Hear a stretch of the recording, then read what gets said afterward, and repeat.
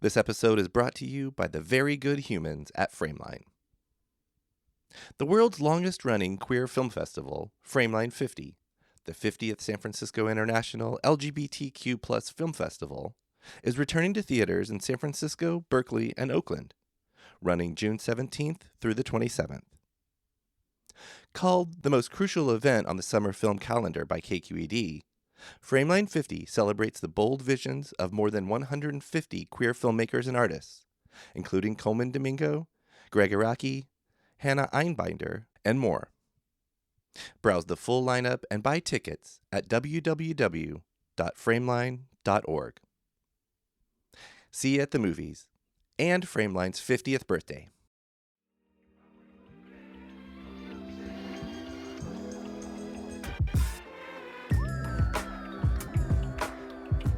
Nowadays, there's more Asian immigrants than ever, and so I think Asian immigrants, they don't feel like they get their perspective heard, and now we're living in such a global world that Europe doesn't really matter that much anymore, so we need to learn about the other side of the world.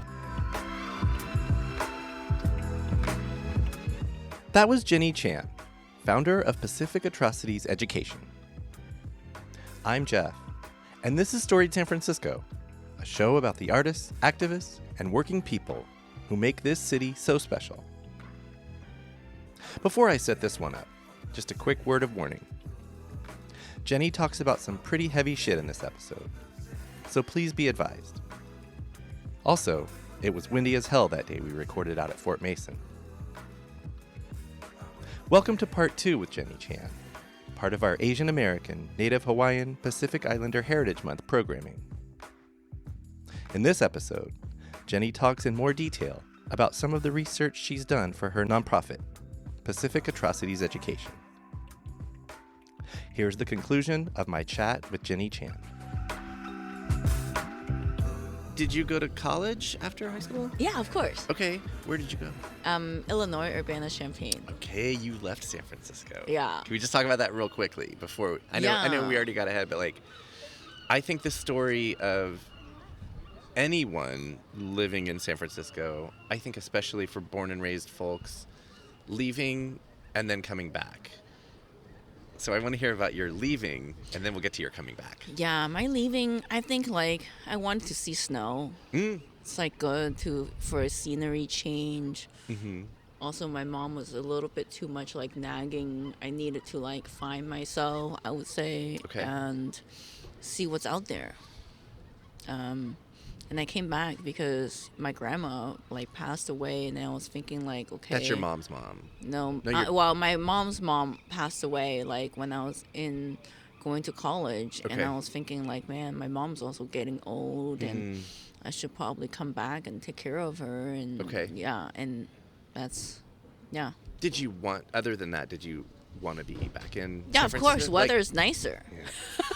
You had to go experience the snow. I had to go experience some shit weather You're first. okay, that's snow. I'm good. Yeah, I broke my knee biking on ice. I didn't know that you're not supposed to bike on ice. I thought you can just bike in any weather condition. Well, there's another theme of this podcast so far. It's lessons. That's a lesson. Dang, that sounds painful, though. Yeah. Breaking your knee, the kneecap, or? Yeah, and then also my pinky. Yikes. I just fell in such a way. It was bad. Yeah. And I just know that I hate snow because it's not a well-managed country where the truck is gonna come and sweep off. Some countries, the trucks, you snow a little bit, and then the truck comes and sweep it all, take care of it. Mm-hmm. In China, I went to Harbin. I was thinking oh man, it's gonna snow. And what am I going to do? I'm going to slip around. So I bought these hardcore spikes with under spikes. my boots. Yeah. Yeah. And it turned out that they just right after it snows, they come with a truck and just take care of everything with salt. That's amazing. But I learned that this is not a well-run country.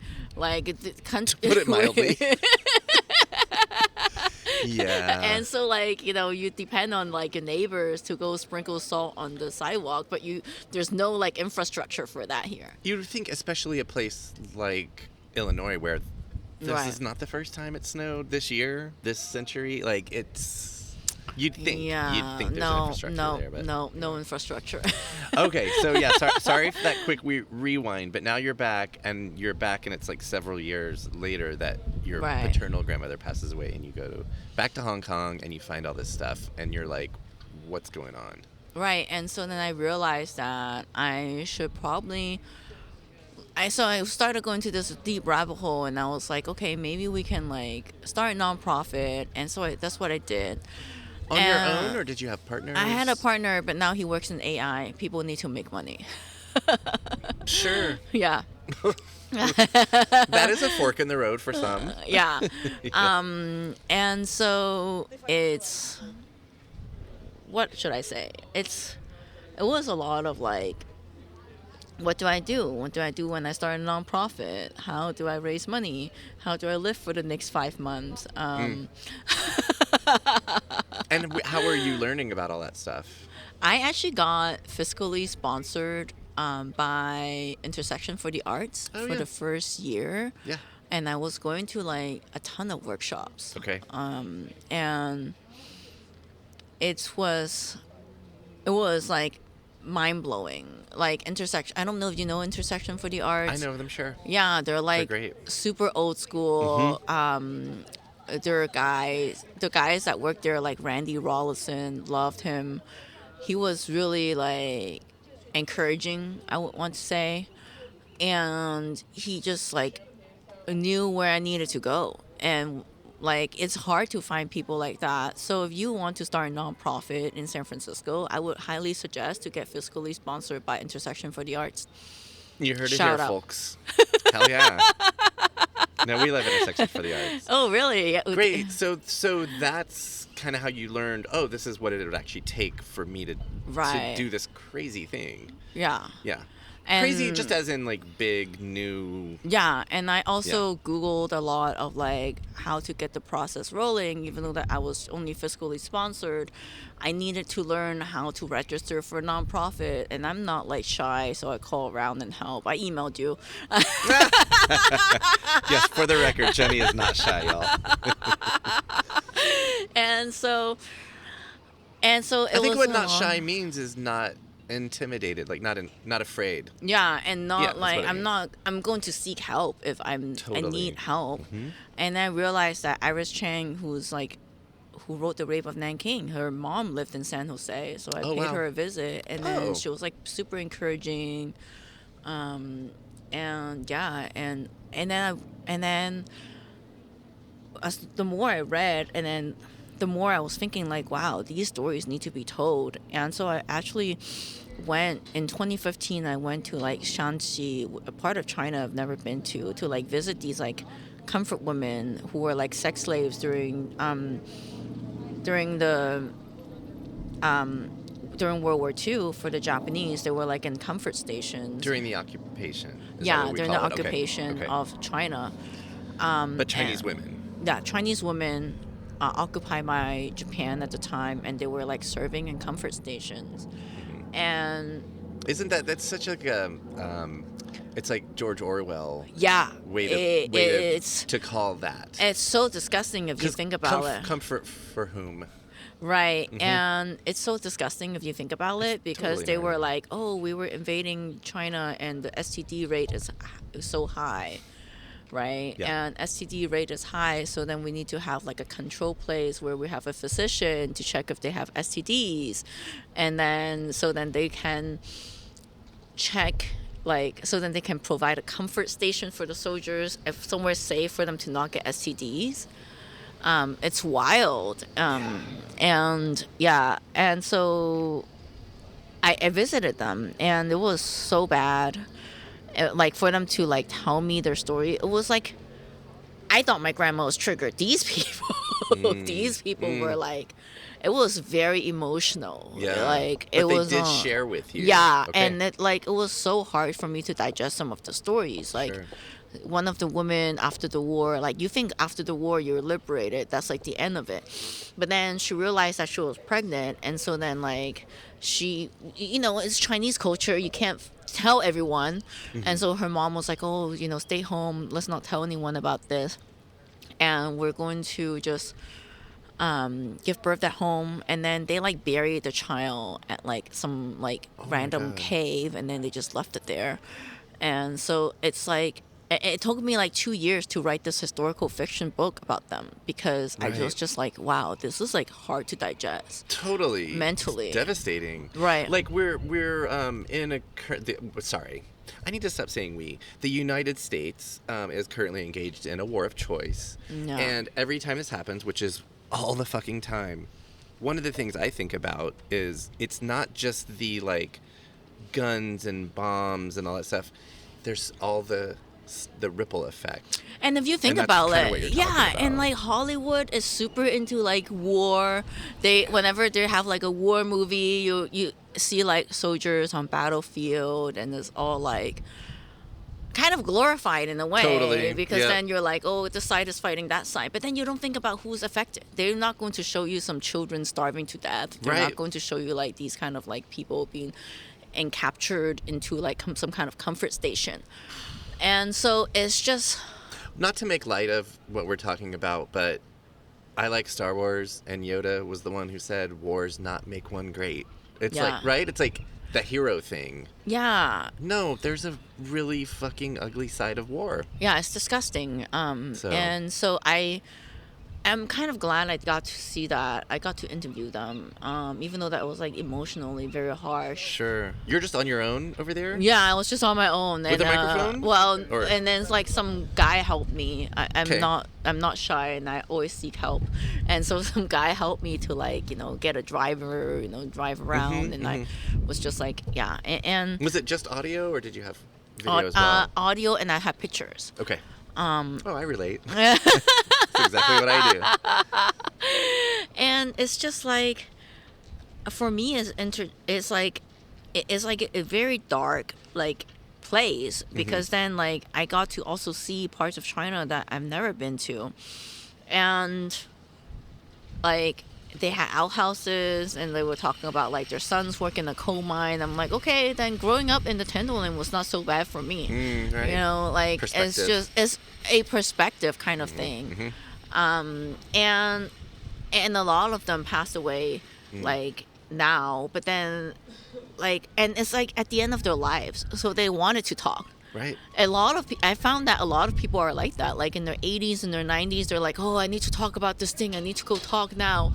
And so then you wonder like who else out there have like some stories that they just brought to their graves, Who haven't because- been approached by someone like yourself. Yeah, Yeah, exactly. exactly. And it's not like they can, like, even their kids don't know about the story. Like, we were doing interviews for like these women in the Central Coast, and they're like Filipinas who fought in World War II. Oh, wow. Central Coast of California? Yeah. Okay.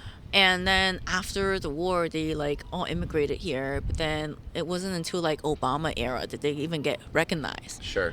And Yeah. I'm not saying like Obama is the best president, but it's just like No. you have to wait like this many years, you He's know. the kind of president it took to do something like that, though. I Right, think yeah. is the point. Yeah. Yeah. Yeah. And so and it took like decades for them to even get recognized. Right. And we scan a lot of like Baton Death March documents, and then like with and then like you have to, in order to even be recognized, you need to like somehow have your name on the document. So like, what if you're a guerrilla fighter in the back unit, right? Then you weren't really on the list. So then do you get recognized? And like, what if you have already passed away before Obama was president? Right. So there's a lot of like non-recognition that we have with history. And so when you went over to China and met these women, what was it? What were they called? Comfort women. Were you doing that with the intention of writing a book, or like just research? What Research, but just then research, yeah. I was thinking like, man, the story needs to be told. Yeah. And it needs to be told in like a way that's not, scarring, and it was hard to tell that story. Yeah, and it's also like, I think history is a lot of like extracting information. It's not like just a talk story, but like if you sit there and you just chat with someone, and then like doesn't matter if they tell you the story, then I think it was more. It's way more productive that way. Totally. That's what you do your podcast. I was gonna say this feels familiar. What you're saying. It's your format. It feels validating what you're saying. Okay, well, but that trip was 2015. It's been a little more than 10 years now. What all can you share that Pacific Atrocities Education has been doing? So we also have been. I mean, do we have time for that? But, yeah, and so I was writing that book, and then we also put out like lesson plans for history, especially like nowadays there's more Asian immigrants than ever, and so like I think Asian immigrants, they don't feel like they get their perspective heard, and now we're living in such a global world that like Europe doesn't really matter that much anymore, so we need to learn like about the other side of the world. We also have this archive that I have been scanning like primary source documents from the National Archives. okay. Because the U.S. occupied Japan after World War II, and so then we actually get like whatever didn't get burned down by Japan, we actually got most of it. Okay. And what's fascinating is that like one of the most insane thing that I read in the archive is how the United States actually traded immunity deal with like Unit 731 scientists. Okay. Unit 731 was like a biological weapons lab. So Okay. they were like capturing... For Japan. Right. Japan established it in Manchuria, occupying Manchuria by Japan. And they were running human experimentations like they were trying to see if pregnant women can get their syphilis to their baby. So then they would like have men with syphilis rape the pregnant women, so then to see if they can like pass the syphilis.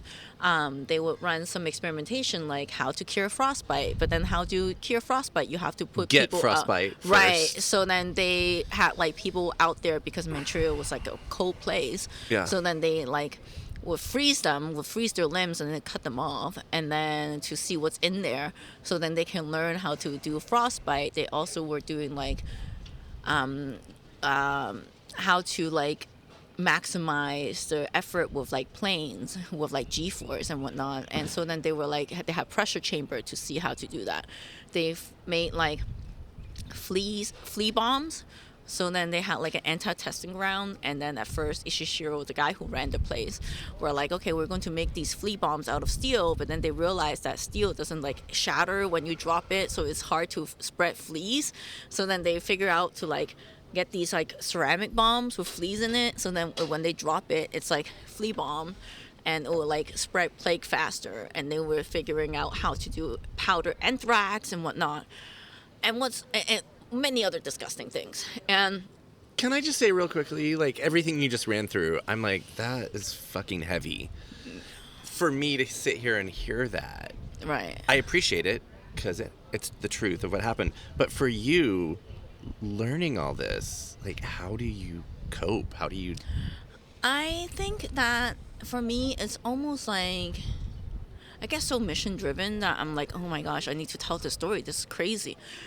And like people need to hear about it, because what if it's happening today? You know, we're not learning from history. And then like after the war, America was like, oh man, this research is amazing. We need to like, we can't conduct this at like a peacetime civilization. So there was like no good guys. We're so used to like learning about the Nuremberg trial, and then we're like, oh yeah, all the bad guy went away. But like, no, nothing happened to the bad guys here. Mm-hmm. And we have a history of that, though. I mean, just look at the Yeah. January 6th. but then like no Commutations, one yeah. really get into trouble. No one got into trouble, and this is like That's the story of white people. Sorry. But, well, no, this Right? is Japanese people though. Yes, imitating white people, I would argue. And then so then like they killed thousands of people. Like if Yeah. you kill one guy, you could probably go to jail. But then like thousands of people died in like these horrific ways. Yeah. And they never got like, I mean, the Tokyo trial never tried them. And then it wasn't like just a 2-3 weeks decision. It took like 3 years. Like Fort Detrick scientists were going out to Japan to like work out this deal, and like they sent scientists from Fort Detrick, which is another bio lab in Maryland, to read about what they were all doing, and then they were like, oh, this is good stuff, let's grant them immunity. They poached Right. all the terribleness. Yeah. And then it just, and that wasn't declassified until like I think Dianne Feinstein was in office, and that was like late Dianne Feinstein project. And it just shows like, and like the victims have died like decades, right ago, and it's also very fascinating that I read about lately is like, we all know about Pearl Harbor and then the Doolittle raid. FDR sent like Doolittle raiders to like Japan to bomb them. Okay. But then what we don't learn about is how like Japan then planned this whole Unit 731 revenge on the airmen who landed in China. And the airmen who landed in China were protected by these like Chinese villagers, and so then they like ran the whole revenge, I would say like battle on these villagers, and they put like plague and like glandular and anthrax. And so then like, and these are like villagers who were farming. They work in the field. Who had nothing to do with anything that was going on. Right. They're living their lives. Right. They were just trying to help these people who like were in the village and to get them back. And like decades later, it wasn't until like 2007 did they figure out like skin grafting for these people. They were working in the field for in like this village in like Zhejiang, and they get like their skin start rotting, and it's like it's either their skin start rotting or like their limbs would fall off, and it's like they can't even put on socks for decades after the war. And so we think about like, the war ending in 1945 for a lot of people, it like was generational because of the damage. Mm-hmm. And I think that's like the kind of stories that I want to tell. And it's also like Chinese Americans don't talk about this enough. I feel like in 1882 everyone can come here, right? And then by 1882 Chinese Americans were the first ones to get excluded. Mm-hmm. And by the time, and this is why we were meeting at Fort Mason, but then Chinese people were still like enrolling because they were paper sons, and so they were still enrolling. That's my wife's family story. Oh yeah, and so they Dan. were still enrolling to fight in the army. Mm-hmm. And so then by 1943, America was a little bit embarrassed because they were like, okay, we keep having like Chinese people die for our country, but we excluded them here. Right. So then we're just going to like uplift the Chinese Exclusionary Act. But you have to think about this whole like sequence, right? Because the paper son thing existed because of the 14th Amendment in a way. And which came out of the Civil War. Right. Mm-hmm. And then we had like a really popular case with like the Chinese 6 companies against the Supreme Court. And then they got to be paper sons, and then they had like the whole Angel Island, which is like over there, to process all of these like merchant son and like whoever that were already here, because they didn't want any of these Chinese laborers. And then the moment that Pearl Harbor happened, China is our number one ally. Yep. Don't you love politics? Oh boy. And then after the war is over, Unit 731 scientists have been so terrible to the number one ally, but because we need the Japanese scientists to fight against the Chinese communists. Oh God, right. So then now we switch side 180. Mm-hmm. It's like the U.S.-China relationship is.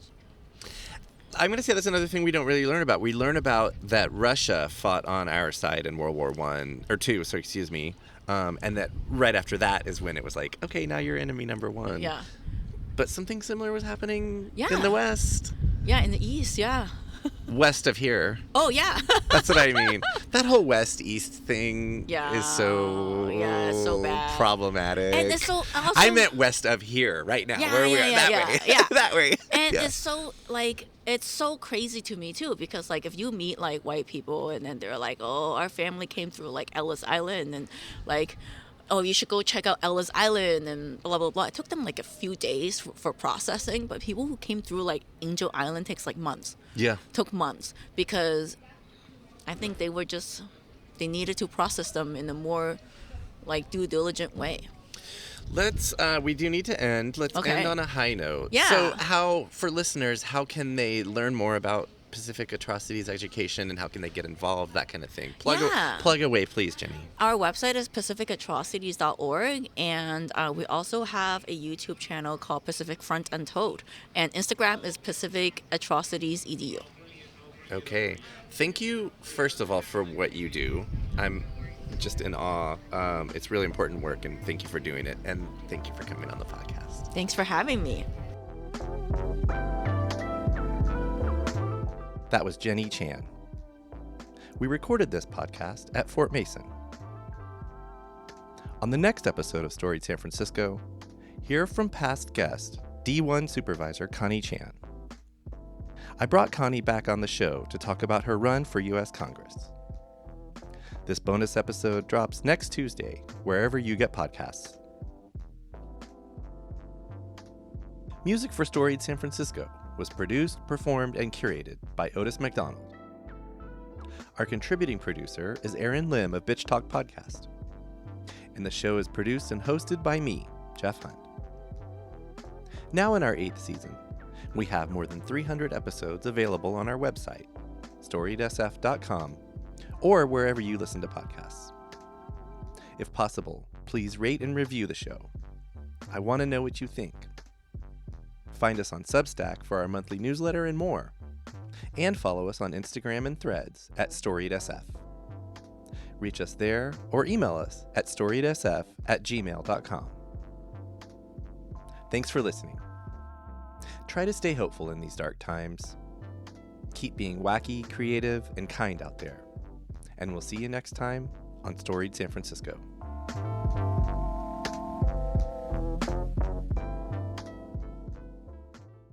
We acknowledge and respect the first humans of the unceded land we call San Francisco, the Ramaytush Ohlone. We condemn the genocide of these and other tribes across the Western Hemisphere. We honor their legacy and history, and we support rematriation and sovereignty efforts.